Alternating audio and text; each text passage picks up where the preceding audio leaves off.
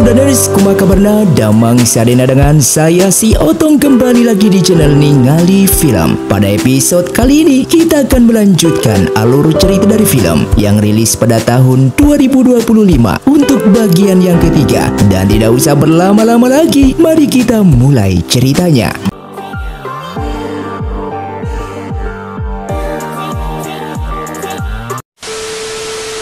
Film pun dilanjutkan dengan diperlihatkannya siluman pir yang telah kabur lalu singgah di sebuah rumah milik salah satu penari yang bernama Limau, yang ternyata mereka merupakan sepasang kekasih yang selalu berpindah-pindah tempat setiap 5 tahun sekali supaya identitas silumannya tidak ketahuan. Dan dikarenakan siluman pir sudah diketahui keberadaannya, mereka tidak bisa tinggal di kota ini lagi. Maka dari itu ia meminta Limau untuk mengurus semua dokumen kepergian dan memberitahukan hal ini kepada ketua tempat hiburan supaya tidak menimbulkan kecurigaan.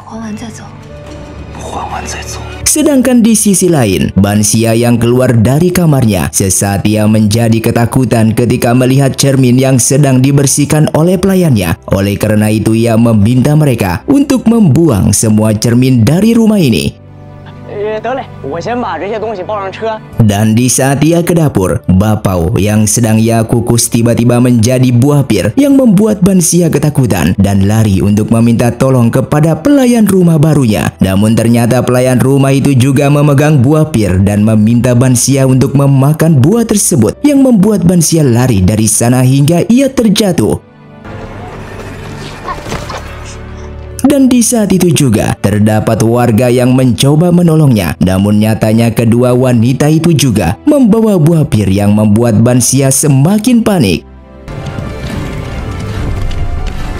Dan tiba-tiba siluman pir itu pun datang dengan memintanya untuk memakan buah pir ini. Bansia yang tidak mau kemudian mengangkat tangan kanannya ke atas, yang membuat siluman itu terpental jauh. Dan ternyata itu merupakan kekuatan spiritual yang pernah diberikan oleh Xuanye ke dalam tangan kanannya Bansia.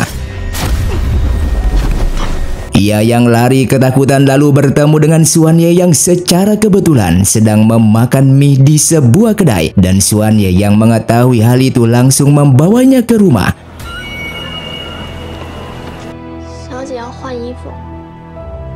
Hingga di malam harinya, Bansia yang sudah terbangun dari pingsannya dengan perasaan takut, ia pun memeluk pelayannya dan mengatakan kalau ia telah bertemu dengan siluman.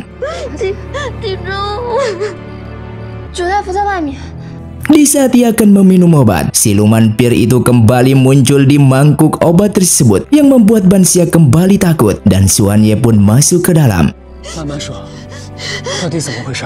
Bansia yang sudah tenang, ia pun menceritakan kejadian sebelumnya yang dimana siluman pir itu selalu mengikutinya supaya ia memakan buah pir tersebut. Oleh karena itu ia meminta Xuanye untuk tetap di sini demi menjaga dirinya. Di tengah malam, Bansia yang tidak bisa tidur dan meminta Xuanye untuk menemaninya mengobrol. Xuanye yang penasaran lalu bertanya tentang Bansia yang sejak kapan bisa melihat siluman. Dan Bansia pun menjawab kalau di waktu kecil ia tidak bisa melihatnya. Kemudian ia pun menceritakan kalau di waktu kecil ia pernah diculik oleh penjual budak. Lalu ia dijual ke tempat yang begitu gelap. Namun ia juga tidak tahu di mana itu. Karena yang hanya ia rasakan adalah ketakutan yang sangat luar biasa, sehingga ia berhasil kabur dari sana dan terjatuh ke dalam sebuah kolam. Namun bukannya ia tenggelam dan mati di sana, ia justru berada di sebuah tempat ajaib yang belum pernah ia kunjungi. Di tempat itu banyak benda yang terbalik, seperti rumah melayang di langit, patung dewa sebesar gunung, bahkan seluruh tempat diselimuti oleh kabut tebal dan tidak ada seorang manusia di sana. Kemudian ia bertemu dengan seekor binatang buas sebesar gunung kecil hingga menyerangnya. Namun untung saja ada seorang pemuda datang menyelamatkannya, yang membuat pemuda itu terluka terkena tombak tersebut. Dan mereka berdua pun lalu terjatuh dari atas tebing. Setelah ia sadar kembali, ia justru sudah berada di rumahnya selama 3 hari pingsan. Dan yang menemukannya adalah ibu dan ayahnya. Kemudian ia menceritakan semuanya kepada mereka, namun mereka tidak percaya. Maka dari itu ia meminta ayah dan ibunya untuk mencari pemuda itu. Namun ternyata bukan hanya pemuda itu yang menghilang, melainkan kolam itu juga sudah tidak ada, sehingga kedua orang tuanya menganggap kalau itu hanyalah mimpi belaka. Dan sejak saat itulah ia mulai bisa melihat siluman. 才让你拥有了可以看到妖真身的能力，还是要借助无相水。 Di keesokan harinya, mereka kedatangan pasukan penjaga kota untuk meminta tolong terhadap Xuanye dalam menemukan dan menangkap siluman pir. Oleh karena itu, mereka memintanya untuk ikut pergi ke markas mereka. Xuanye yang tidak ingin Bansia kembali diganggu oleh siluman pir. Ia pun menaburkan serbuk segel siluman supaya siluman pir itu tidak bisa masuk. Akan tetapi di saat matahari sudah terbenam dan Xuanye yang belum pulang, Bansia justru kembali diganggu oleh siluman itu. Dan bahkan pelayannya yang akan menemaninya terkena sihir oleh siluman tersebut supaya tertidur lelap.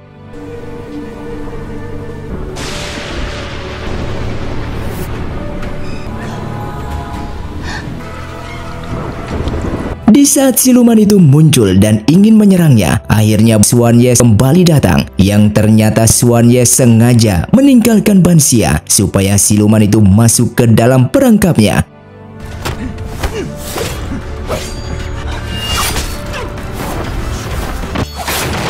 Kemudian salah satu penjaga datang dan ingin membantu Xuanye dalam menangkap siluman tersebut. Namun siluman pir itu justru kabur melalui pedangnya. Setelah itu Xuanye meminta lembaga pemerintahan untuk mengumumkan kepada semua penduduk kota untuk tidak memainkan ritual pir supaya tidak ada korban lagi. Kemudian jika memang para penduduk masih tetap melakukan ritual tersebut dan masih tidak percaya akan adanya siluman, ia meminta mereka untuk membeli semua buah pir di kota ini. Xuanye yang terlihat kelelahan karena sudah 2 malam ia sudah bergadang demi menjaga Bansia. Lalu ia pun membawanya ke atas dan mengikat tangan mereka menjadi satu. Dikarenakan siluman itu masih hidup dan pastinya akan kembali untuk membunuh Bansia. Ia yang akan tidur saat ini karena tubuhnya yang sudah sangat lelah. Dan jika siluman itu datang kembali, ia meminta Bansia untuk membangunkannya. 我太困了，我要睡觉。 Bansia yang kehausan dan ingin minum, namun air tersebut justru tumpah ke tubuhnya Xuanye yang sedang tertidur. Ia yang akan membersihkan air tersebut. Seketika ia tak sengaja menemukan sebuah bekas luka di tubuhnya Xuanye yang menembus ke punggungnya. Kembali kepada para penjaga keamanan kota yang membeli semua buah pir atas perintah dari Xuanye, dan hal itu dilihat langsung oleh Limau. Kemudian ia pun pulang dan memberitahukan tentang hal itu kepada siluman pir yang kini sedang terluka parah. Dan siluman pir meminta Limau untuk segera mengemas semua barang-barangnya karena malam ini mereka harus pergi dari kota ini. Namun Limau memintanya untuk tetap di sini sampai lukanya sembuh. Dan setelah itu baru mereka membuat rencana baru lagi supaya pendekar pemburu siluman tersebut tidak melukainya. Dan ternyata alasan Limau yang tidak mau pergi dari kota ini karena ia telah jatuh cinta terhadap seorang pria yang merupakan manusia biasa. Dan ini semua tidak diketahui oleh siluman pir. Siluman pir yang menyadari kalau Limau telah mengkhianati cintanya, lalu ia pun pergi menemui pria tersebut dan memasukkan jiwanya ke dalam buah pir. Kemudian buah pir itu lalu memberikan kepada Limau dengan menjelaskan kalau buah pir ini berbeda dengan buah pir lainnya yang tidak memiliki bau amis, yang berkhasiat untuk menjaga kecantikannya selama beberapa bulan ke depan. Dan tanpa ragu, Limau pun lalu memakannya.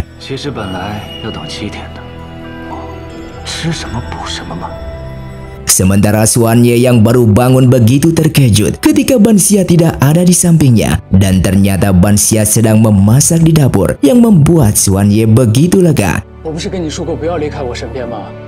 Bansia yang menyadari kalau Xuanye sangat mengkhawatirkan dirinya. Namun masih ada cara lain yang lebih sederhana, yaitu memberikan sedikit kekuatannya lagi. Karena sebelumnya siluman pir itu pernah terluka terkena kekuatan tersebut.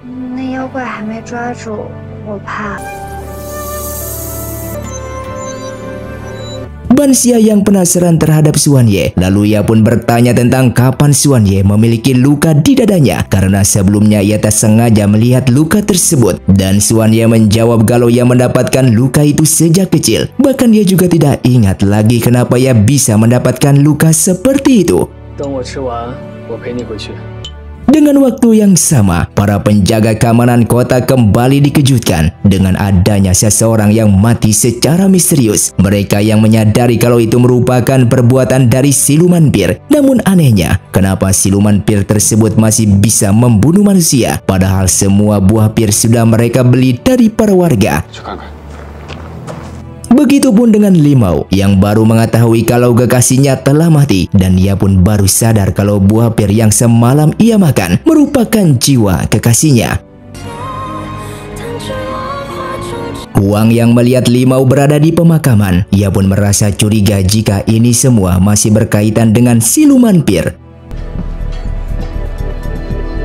Kembali kepada Ban Xia yang menganggap kalau Xuan Ye merupakan pria yang dulu pernah menyelamatkannya karena memiliki luka yang sama. Lalu pelayannya memberitahukan kalau Xuan Ye sudah berada di luar dan sedang menunggunya karena Xuan Ye menginginkan Ban Xia untuk tetap berada di sampingnya dalam waktu beberapa hari ke depan sampai siluman itu berhasil ia tangkap. Ketika sampai di depan rumahnya, mereka tak sengaja bertemu dengan Limau yang baru selesai membeli minyak serangga di tokonya Xuan Ye. Merasa curiga, Xuan Ye pun lalu bertanya kepada Cisue dan Cisue pun membenarkan kalau wanita tadi telah membeli minyak serangga. Lalu tak lama kemudian Huang pun datang dengan menjelaskan kalau tadi pagi terdapat korban lagi yang merupakan seorang pemuda cendekiawan dan wanita tadi telah melayat ke pemakaman korban. Kemudian Xuan Ye menjelaskan kalau minyak serangga merupakan sebuah benda yang dapat mengusir roh jahat dan jika dioleskan pada senjata tajam maka bisa menghancurkan tubuh silumannya. Menyadari kalau ini semua masih berkaitan dengan siluman buah pir, mereka pun harus ke tempat hiburan untuk menyelidiki wanita tersebut yang tak lain adalah Limau. Terlihat Limau yang sedang mengoleskan minyak serangga ke gunting untuk membunuh siluman pir karena bagaimanapun juga pria yang sangat ia cintai itu dibunuh olehnya. Kemudian ia mendekati dan berpura-pura mesra dengannya. Namun ternyata siluman pir mengetahui niat jahatnya. Dengan perasaan kecewa, siluman itu pun mengatakan kalau ia membunuh pria tersebut karena Limau telah mengkhianati cintanya. Dan setelah itu, ia pun membawanya masuk ke dalam dunia cermin. Sementara mereka yang berhasil menemukan rumahnya Limau, namun Limau tidak ada di dalam. Xuan Ye yang merasa curiga terhadap cermin tersebut, ia pun mencoba memegangnya dan tiba-tiba ia pun masuk ke dalam dunia cermin.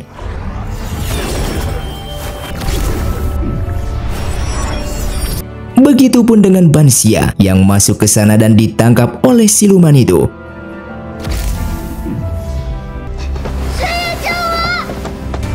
Hingga pada akhirnya Xuan Ye pun berhasil menemukan mereka dan menyelamatkan Ban Xia. Namun di dunia cermin, Xuan Ye tidak bisa menggunakan kekuatannya. Bahkan ia tidak bisa mencabut pedangnya sendiri.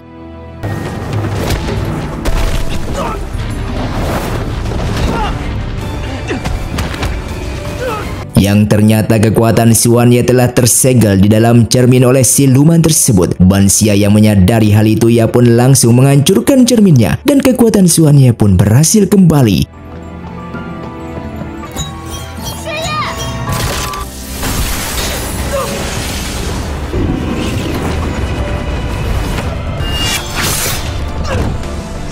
Siluman buah pir yang bersembunyi, Xuan Ye lalu mengeluarkan serangga yang bisa mengambil jiwa seorang siluman dan ia pun mengikuti serangga tersebut.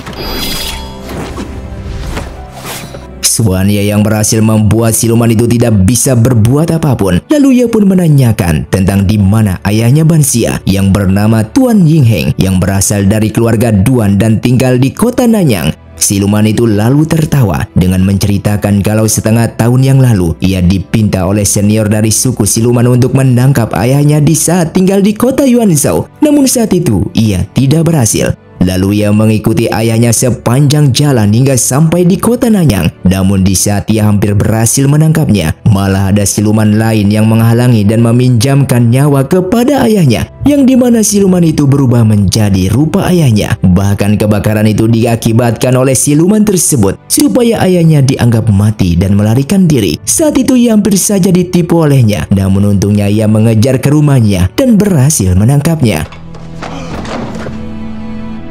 Suanye yang ingin mengetahui siapa siluman yang telah memerintahnya membunuh para manusia. Siluman buah pir tidak mau menjawab dan justru menyerang mereka.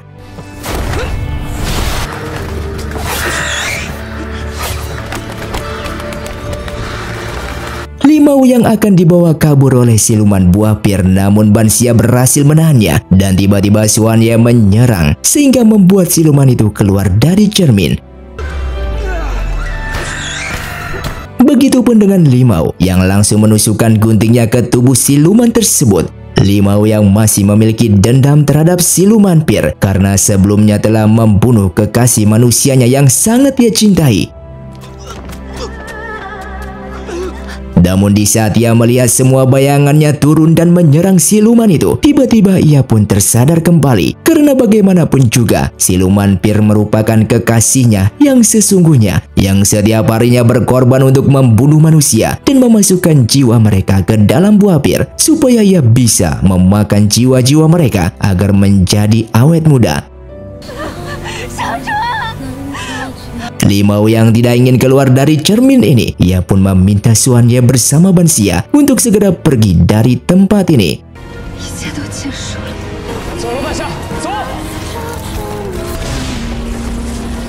Hingga pada akhirnya mereka berdua pun berhasil keluar dari dunia cermin. Dan film pun bersambung. Terima kasih untuk kalian yang sudah menonton video ini sampai habis. Sampai jumpa di video selanjutnya. Saya pamit ulang dari ningali film. Saya undur diri dan salam Sundaners.